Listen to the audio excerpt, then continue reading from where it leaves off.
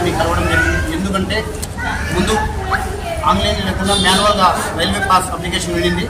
ఈ రోజున మరియు ఆన్లైన్ వచ్చింది కాబట్టి ఈ రైల్వే పాస్ అప్లికేషన్ మన సూపరింటెండెంట్ గారి కాడికి పోయి సిగ్నేచరు సీల్ వేయడం వల్ల అది మరియు ఆన్లైన్లో అప్లోడ్ చేయాలి. కాబట్టి ఈ దానిపైన ముందు కొంత ఇబ్బంది పడుతున్నాం. ఇప్పుడైతే ఆన్లైన్ సిస్టమ్ వచ్చింది కాబట్టి ఇది వికలాంగులకు మంచిదే అని నేను కోరుకుంటున్నాను. ఎందుకంటే అప్పుడు కడప పోయి ముందు 3 నెలలకు ఒకసారి కడప పోతే ఇస్తున్నారు. ఇప్పుడు వచ్చి మన ప్రొద్దుటూరులోనే కాదు, ఈ రాష్ట్ర వ్యాప్తంగా కాదు, దేశవ్యాప్తంగానే ఆన్లైన్ సిస్టమ్ అనేది ఒక సెంట్రల్ గవర్నమెంట్ ఇచ్చింది. ఈ దాని కారణంగా ఈరోజు మన ప్రొద్దుటూరులో దివ్యాంగులందరూ కలిసి పోయిన వారంలో లేదా 2 వారాల కిందట మరియు అప్లై చేసుకున్నారు రైల్వే పాస్ అప్లికేషన్.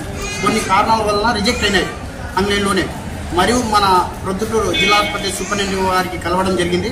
అవన్నీ సవరించి ఈరోజు మళ్ళా కొత్తగా అప్లికేషన్ పైన సైన్ సిగ్నేచర్ పెట్టి మనకు ఇష్యూ చేయడం జరిగింది. వారికి ప్రత్యేక ధన్యవాదాలు తెలుపుకుంటున్నాను. అదేవిధంగా దివ్యాంగులందరూ చాలా మంది పైకి వెళ్ళాలంటే లేదా వేరే వార్డులలో వెళ్ళాలంటే కూడా చాలా ఇబ్బంది పడుతున్నారు.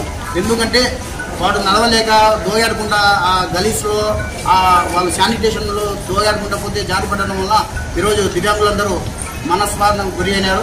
కాబట్టి ఈరోజు సూపరింటెండెంట్ గారు కూడా మనకు సహకరించినారు. ఎందుకంటే సార్ మేము దివ్యాంగులం, ఇది స్కూటర్ కాదు, ఒక బ్యాటరీ వెహికల్, అంటే వీల్ చైర్తో పరిమితమైంది ఇది కూడా. సార్ ఇది వీల్ చైర్ లాగానే సార్ మేము కూడా పైకి మీ దగ్గరికి రాగలుగుతాము, లేదు మన వాళ్ళు ఉన్నారు వార్డులలో వాళ్ళకు కూడా మనం కలిసడానికి కూడా అవకాశం ఉంటుంది.